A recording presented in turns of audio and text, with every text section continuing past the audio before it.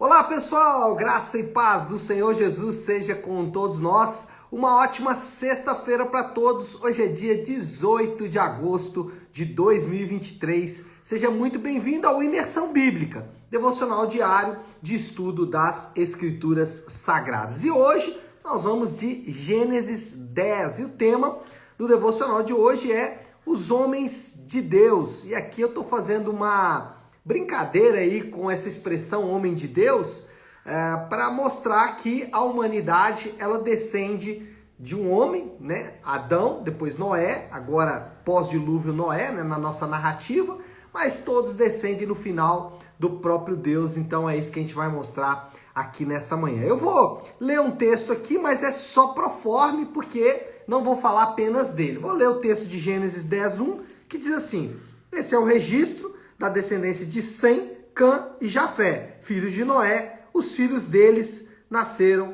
depois do dilúvio.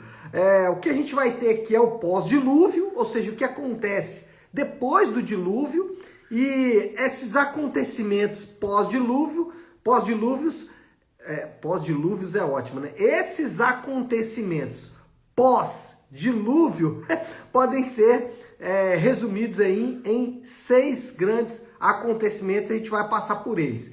Para isso, a gente vai voltar um pouquinho em Gênesis. Não vamos falar só de Gênesis 9. Ontem a gente abordou o tema da aliança de Deus, mas a parte 2 do capítulo 9 de Gênesis vai tratar ali das primeiras questões ali pós-dilúvio. Que questões são essas? Primeiro, a embriaguez de Noé. Acontece lá no capítulo 9, versículo 21, que diz assim: bebeu do vinho, embriagou-se e ficou nu dentro da sua tenda. Noé, depois de sair ali do dilúvio, planta uma vinha, colhe o seu fruto, né, que é a uva, faz um belo vinho e fica embriagado.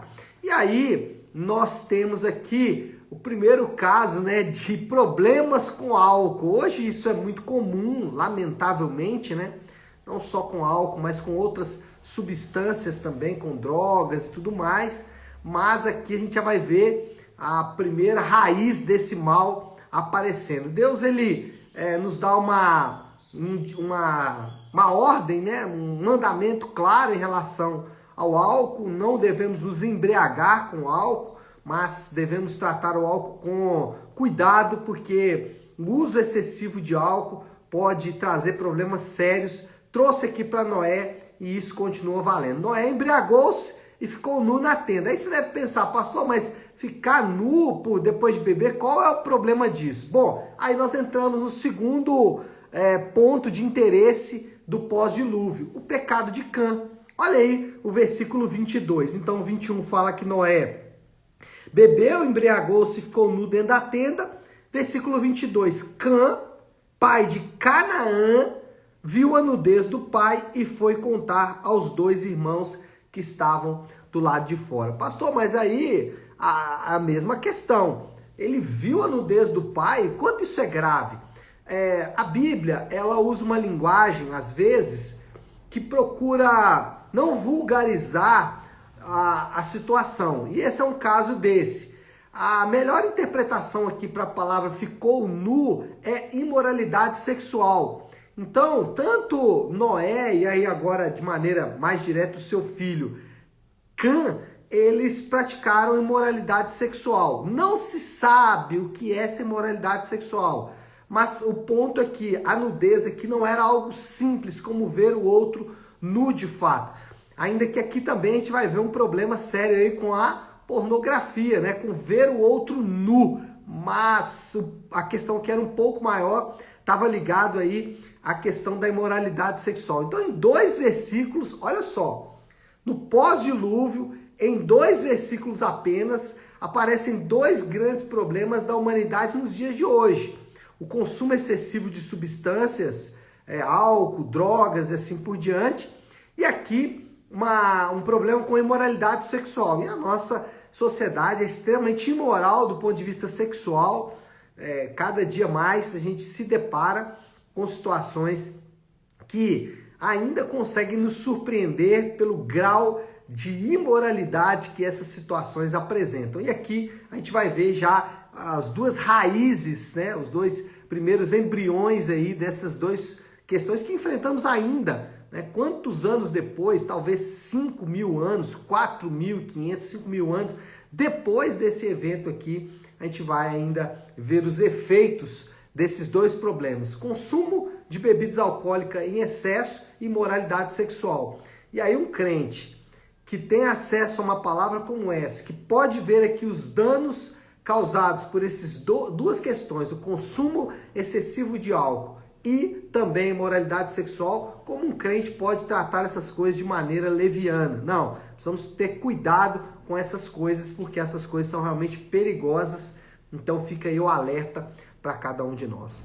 Terceiro ponto aí, o terceiro ponto de interesse do pós-dilúvio é o futuro dos filhos de Noé, que está lá no capítulo 9, versículo a partir do 25. Na verdade, aqui um texto um pouco maior, que são 3 predições aí de Noé. Vou ler o versículo 25, diz assim: disse, maldito seja Canaã, escravo de escravos, será para os seus irmãos. Disse ainda, bendito seja o Senhor, o Deus de Sem, e seja Canaã seu escravo. Versículo 27, amplie Deus o território de Jafé, habite ele nas tendas de Sem, e seja Canaã seu escravo. O que Noé vai ver aqui? Noé, ele vai lançar uma maldição contra os seus filhos, é isso? Noé está amaldiçoando Cã, ou Canaã, que no caso, os filhos de Cã, e abençoando Jafé e Sem? Não, não é isso que Noé está fazendo. O que Noé está fazendo aqui é predizendo o futuro desses filhos seus, futuro esse que logicamente está nas mãos de Deus e que Deus revela para Noé como uma forma de prever os seus filhos do que acontecerá, mas o que chama a atenção aqui é exatamente o fato de que Noé tem uma predição do futuro dos seus filhos. Noé recebe ali, não uma maldição, Noé não é o responsável, né? Aquela questão de maldição hereditária. Noé não é responsável por amaldiçoar os seus filhos. Não, o que Noé tem é uma previsão do futuro, assim como acontece com outros profetas, inclusive no Antigo Testamento, que preveem, né, o futuro sobre o reino de Israel, sobre o próprio descendente, que é Jesus, enfim. Noé aqui recebe uma palavra profética de Deus, mostrando como será o futuro ali dos seus filhos. Futuro esse que os próprios filhos, por suas responsabilidades, vão levar adiante, e Noé vai ter então uma predição desse futuro que vai acontecer com seus filhos. Quarto ponto de interesse aí nesse capítulo é a origem dos povos. Capítulo 10, versículo 1, que foi o versículo que a gente leu, mas na verdade todo o capítulo 10 vai mostrar aqui como se dará o espalhar dos filhos de Noé por toda a terra. Essa maneira como eles vão se espalhar por toda a terra não é tão direta ou tão corretinha, né, ou tão certinha como eu vou mostrar aqui, mas dá para você ter uma ideia. Por exemplo, Jafé, ele foi para o lado da Europa, né, o lado ocidental, então provavelmente todos os europeus são descendentes de Jafé, e também o norte ali do planeta, pegando parte ali da Rússia, Turquia, Grécia. Então Jafé vai para essa parte. Já Canaã, ou Cã, né? Na verdade, Canaã são os filhos de Cã. Cã, ele vai ficar ali na região da Palestina, no centro ali da terra, região da Palestina, e também a África vai ser habitada por Cã e depois os seus filhos. Mas também ele vai pegar uma parte da Ásia, e muitos cananeus também se espalham pela região ali do Oriente Médio. E Sem, os semitas, por isso os judeus vão descender deles, mas daqui a pouco eu vou falar só deles, mas o Sem vai ficar ali na região da Arábia e também parte oriental do planeta. Assim se espalharam os homens, e essa é a origem dos homens, e é praticamente isso aqui que o capítulo 10 vai tratar, né? Onde ficaram os jafitas, onde ficaram os camitas e onde ficaram os semitas. Quinto ponto de interesse é que dentro dos filhos de Cã tem um que é importante, o primeiro imperador da terra, que é Nimrod. Está lá no capítulo 10, versículo de 8 a 11, diz assim: Cush gerou Nimrod, o primeiro homem poderoso da terra. Ele foi mais valente dos caçadores e por isso se diz valente como Nimrod. No início, o seu reino abrangia Babel, Ereque, Acade e Calné, na terra de Sinear. Dessa terra ele partiu para a Assíria, onde fundou Nínive e Reobote-ir, Calá e Recém, que fica entre Nínive e Calá, a grande cidade. Olha só, pensa se esse Nimrod, ele é um cara brabo. Pensa, ó, dele vai surgir duas grandes nações, Babel, ou depois Babilônia, e a Assíria, ambos impérios que depois vão guerrear, vão dominar sobre a nação de Israel, sobre o povo de Deus. Tanto os assírios como os babilônicos vão fazer isso também. Mas não se engane com esse Nimrod. Aqui o texto, como eu disse, é econômico nas palavras em relação a esse cara. Esse cara foi um déspota, né? Ele foi um senhor de escravos. Ele foi o primeiro a escravizar homens, um déspota, um conquistador e um tirano. Textos extra-bíblicos vão dizer que Nimrod era uma espécie de mito do mundo antigo. E aí tem várias religiões, inclusive, que vão descender desse cara. Existe ali toda uma mitologia em relação ao seu nascimento, ao seu filho.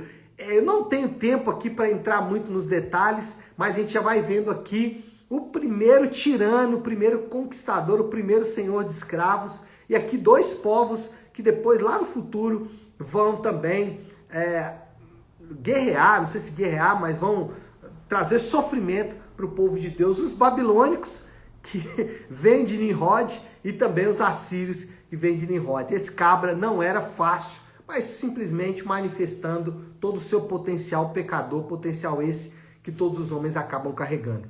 E o último ponto aí, o sexto ponto de interesse, está lá no versículo 21, né, seguindo a ordem dos capítulos. Sem, irmão mais velho de Jafé, também gerou seus filhos. Sem foi o antepassado de todos os filhos de Éber. E por que isso é importante? Porque de Éber vem os hebreus, ou os judeus, e daqui, desse ramo, vem o descendente da mulher. Lembra lá de Gênesis 3,15? O descendente da mulher que ferirá a cabeça da serpente? Pois é, aqui a sombra da cruz já é projetada sobre esse homem aqui, Sem, que gera então Éber, ou que na verdade é antepassado aí dos hebreus. Então a gente já vai ver aqui a primeira menção dessa promessa que já foi dada lá em Gênesis 3. Pastor Léo, o que tudo isso tem a ver? Cada um desses detalhes aqui. Irmãos, moral da história aqui é uma só. Todos os homens são feitos à imagem de Deus e todos são iguais perante a Ele. Nenhum povo ou etnia pode esperar maior valor diante de Deus. O ponto principal de toda essa história aqui é que, primeiro, o nosso valor não está na etnia que nós nascemos. Então, o brasileiro, ou o americano, ou o europeu, ou o africano, ou o asiático deve ter proeminência diante de Deus. Não, todos os povos ocupam mesmo valor diante de Deus. O judeu não é mais importante. Existe uma tendência em trazer uma importância excessiva sobre o judeu, e o judeu é importante dentro do plano de Deus, mas não a ponto de sobrepor os outros povos, não a ponto de estar acima dos outros povos. Então não existe nada de especial no povo judeu. E aí uma aplicação para mim e para você também. Ninguém pode arrogar para si valor a mais do que os outros, porque o nosso valor está exatamente no fato de que somos criados à imagem de Deus. Então, o seu valor, ele não está dentro de você, você não precisa fazer uma jornada em direção ao descobrimento do seu valor, não precisa fazer isso, porque o seu valor não está dentro de você, o seu valor está naquele que te criou, o Senhor poderoso, Rei, aquele que é soberano sobre todas as coisas. E esse é o desafio do Léo dessa sexta-feira. A aplicação qual que é? O valor do homem está no seu Criador. Então, o seu valor, ele não pode ser medido por aquilo que você faz, por aquilo que você é, por aquilo que você conquista, nada disso. Criador, ele é medido exatamente por aquele que te criou. Tá certo? Então essa é a aplicação que fica aí de tudo isso que falamos nesta sexta-feira. Então, vamos orar, vamos colocar isso aí tudo diante de Deus. Se você puder, pare um instante, então, o que está fazendo e vamos juntos buscar a Deus em oração. E como eu faço toda sexta-feira, encerro a semana de devocionais com a oração que o Senhor nos ensinou, com a oração do Pai Nosso. Pai nosso que estás nos céus, santificado seja o teu nome. Venha o teu reino, seja feita a tua vontade, assim na terra como no céu.